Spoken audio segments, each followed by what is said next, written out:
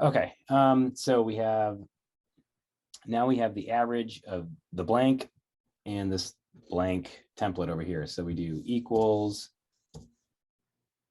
this value minus the average of our blank. Does that make sense? Uh-huh. Okay, and so a sneaky little trick for this is, and I don't know if you guys know this, if you put a $ in front of the column information and the row information, Excel will lock this in place. Okay.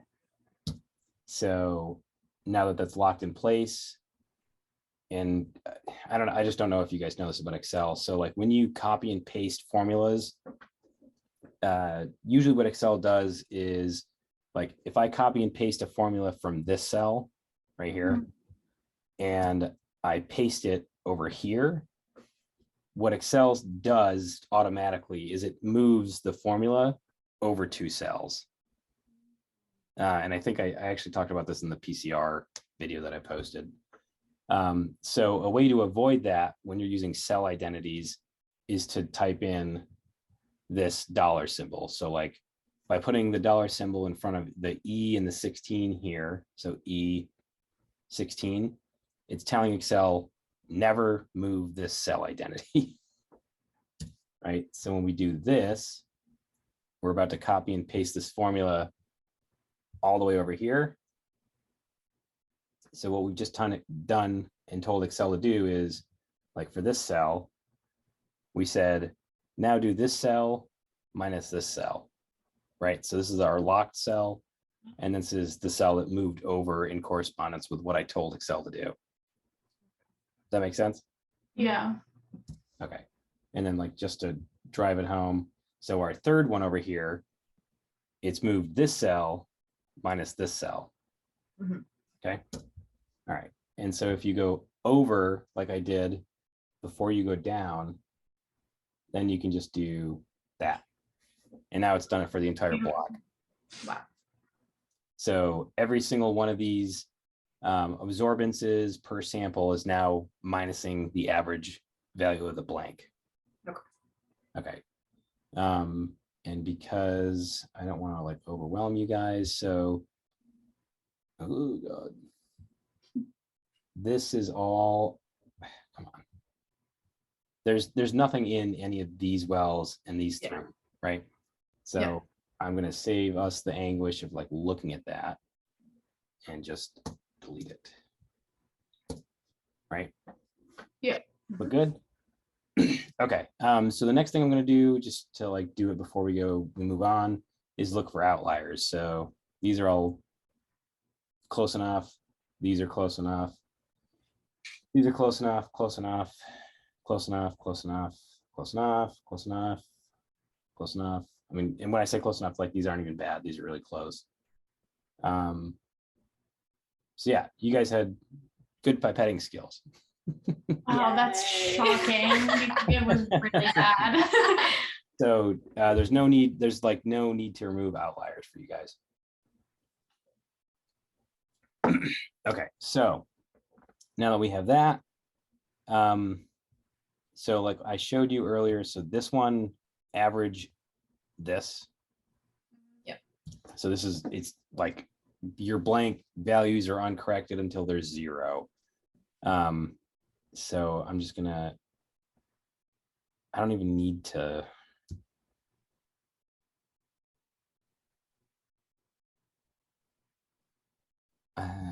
No, I don't even really need to do that. Okay.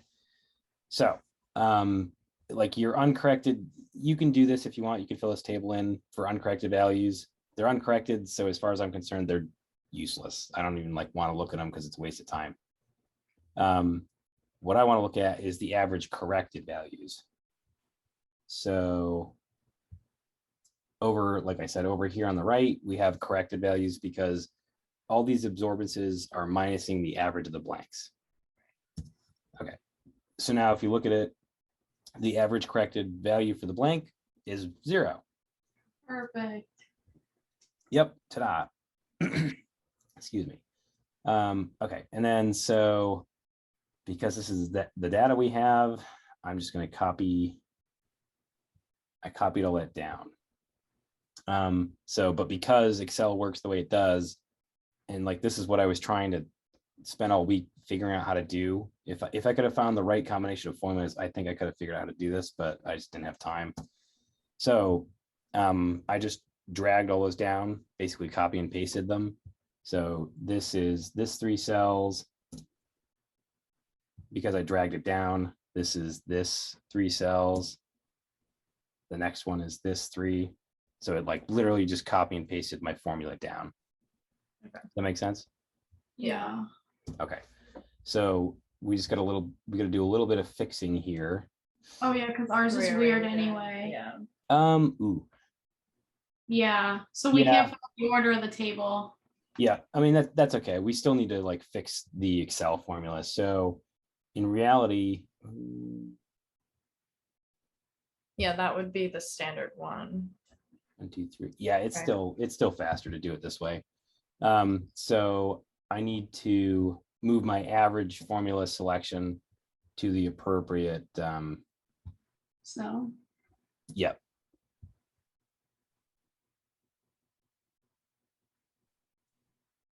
Which one are you? Did I? so all the standards are normal, and then I think it gets weird when we get to the control undiluted. Yep. So we can rename things once we get there. This is setting up average values for our standards. Okay, so come on. There we go. There's our corrected values for our standards, right? And so these are absorbance values. They don't really mean anything yet. It's just what they are. And you guys have no outliers, so I'm going to gray this out because we don't need to use it, thankfully. Perfect. Yeah. Okay. And so I'm gonna fix this too while I'm at it. So, well, not fix. I'm setting this up. So basically, I'm gonna move the selection of information for these along the plate info. Does that make sense? So I know like these names aren't correct. I'm just like setting it up so it'll do the averages for me. And then we can just fix it based on how it's set up or whatever. Since you guys showed up, I'm gonna fix it for you. Oh, appreciate it. 79. Come on.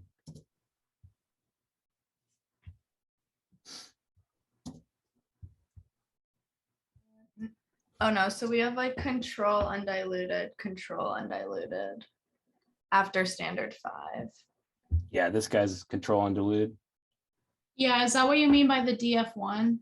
Yeah. It's Yep. undiluted. Oh, okay. So right. yeah, then it's control 10, treatment 110, treatment 210. Yep. So this is undiluted or DF1 control, undiluted or DF1 treatment 1. Yeah. Treatment 2. And then C. The first row of, or the first 3 of C would be treatment 2 undiluted. Yep. Okay. And then control for 10, treatment 1 for 10, treatment 2 for 10. And then control for 20 starts on D. Yep. 1, 2, 3. Okay. Perfect. Okay.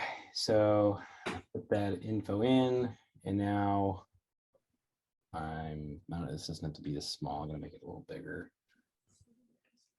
So because I did all that copying and pasting, control DF1, treatment DF1, treatment DF2. Yeah. So like if we were trying to do this, we would Stuff would have gotten switched. Yeah. Okay. So there's all this. I'm gonna make these things a little less horrendous. No outliers, so we don't need to worry about that. Okay. And then so CV equals standard deviation We'll check standard deviation divided by average, right?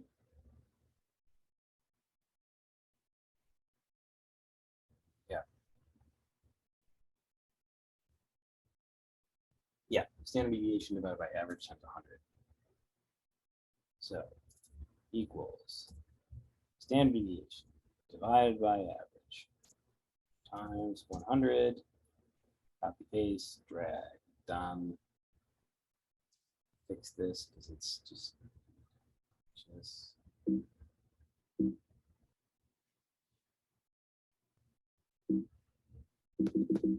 That's not a good noise. Yeah, oh, it's probably because I have this divided by 0 selected. Yeah. Okay. And then so what CV means is listed here. Ratio to express the precision and repeatability of an assay. All right. Okay, so that's all done. So now we're going to insert a graph. So your protocol says to insert a scatter graph. We need to select data. Okay, let's add a series. Series 1, name, protein, concentration versus ABS 562. X values.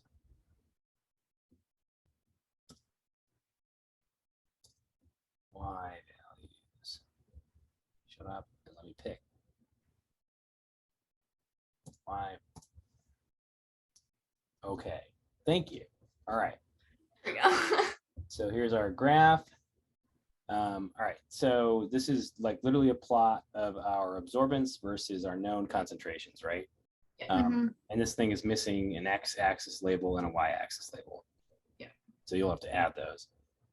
And you can add those up here. So that's axis titles, primary, horizontal versus vertical. I do.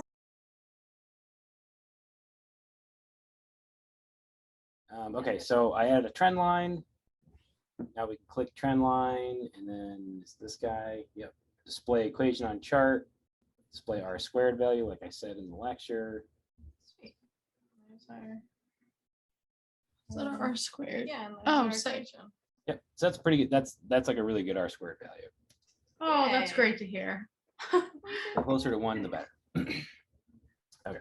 So y equals 0.2969 x plus 0.0032. Or and do you guys know how to rearrange this? Into what? So that x equals something. Oh, yeah. What does it rearrange to be? Okay, hold on. I'm gonna have to think about this. It would be y minus b divided by m. Yep. Exactly. So, okay. So the initial linear formula we get is y equals stuff, right? So that basically says y equals whatever's over here. Does that make sense? So now we rearranged it so that we can figure out what x equals dependent on what the y input is. Yeah. Okay. So concentration with formula. Make the linear line so we can Got go it. like- Got it. So now we can use our x equals formula, and we can, so we're typing equals into the cell. We're going to type y, our absorbance value, minus 0.0032, and parentheses divided by 0.2969, and done. All right, so I'm going to drag these down here first just to check, right? So based on our y equals mx plus b formula, it says our blank has a concentration of negative 0.11, right? Basically 0. Our lowest standard has a concentration of 0.093. So we know this one's supposed to be 0.125, right? Yeah. So that's relatively close. So standard 2, our formula says that has a concentration of 0.273, but we know it has a concentration of 0.025. Mhm. So that's still really close. And then our next one, 0.508, really, really close to 0.5. And then 1.031 versus 1 and 1.982 versus 2. So Okay, that's not bad. yeah, that means our formula is like really, really close to back calculating from absorbance values to real concentration values.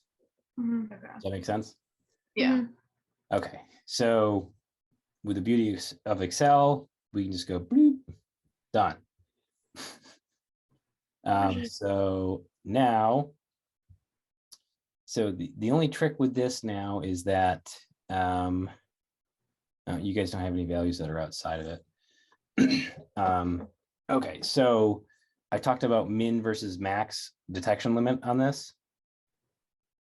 So what that basically means is because this y equals mx plus b formula only works from 0 to 5.92 absorbance. Oh, right. This doesn't go any higher. Yeah, if we had any absorbance values for our unknowns that were outside of that region, we couldn't use them. So Yeah, luckily, And none of ours we're are good, out of the right? region. None of your undiluted are. And I think we're good. technically, yeah. So that didn't change our formula. So yeah. Yeah. So what's really nice when you do this is like when you can back calculate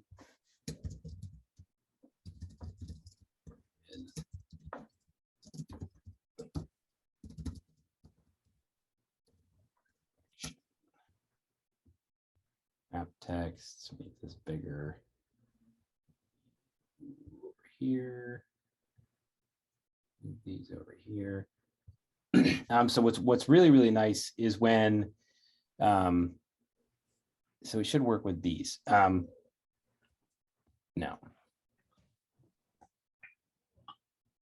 DF10. It's probably going to be pretty close. What's really, really nice is when, like, if all of your samples are within the range and you can back calculate with your dilution factor math, that it works out. So like, okay, where am I? DF1. So this equals, so now we're correcting for our dilution factor. So we calculated a concentration. We've calculated a concentration for the sample that we took our measurement for, right? Mhm. So for the ones we diluted, we have to correct for our dilution factor now. Oh, okay. So our dilution factors of 1, it's literally just 1, like there is no correction. Done. Right, so this matches that, matches that. Our dilution factors of 10, we have to do this times 10. And then this times 20. Okay. How can I'm gonna shade these with some colors so I can tell the 3 apart.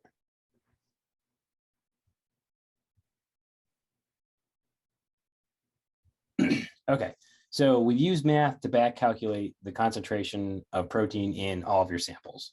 So your undiluted control has a concentration of 1.45 mg per mil. Does that make sense? Uh-huh. Okay. Your treatment 1 undiluted has a concentration of 1.258.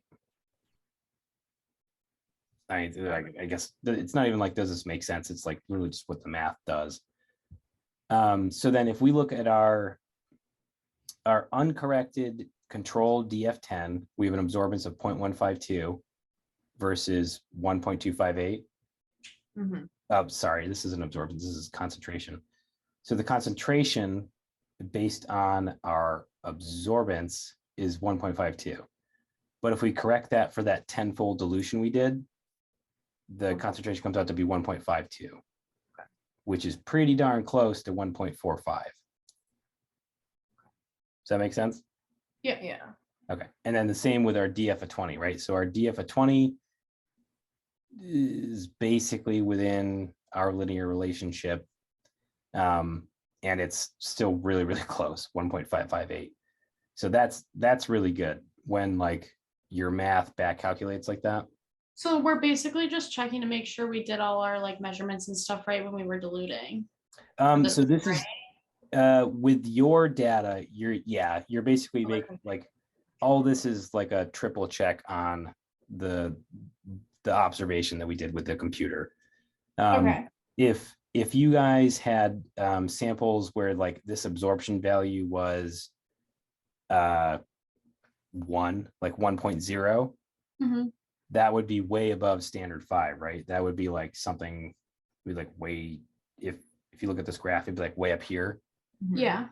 So because that's outside of the linear range of this, we can't use that, Okay. which is why we did a dilution factor of 10 with the hopes that like your dilution factor of 10 absorbance would be somewhere in here. Okay, I'm there. I got it. And like your data is pretty good. So That's good. your controls all back calculate to about 1.5. Your undiluted treatment 1 comes out to 1.258. And your, where'd you go? Treatment dilution factor 10 comes out to 1.5. So those are a little far apart. Yeah.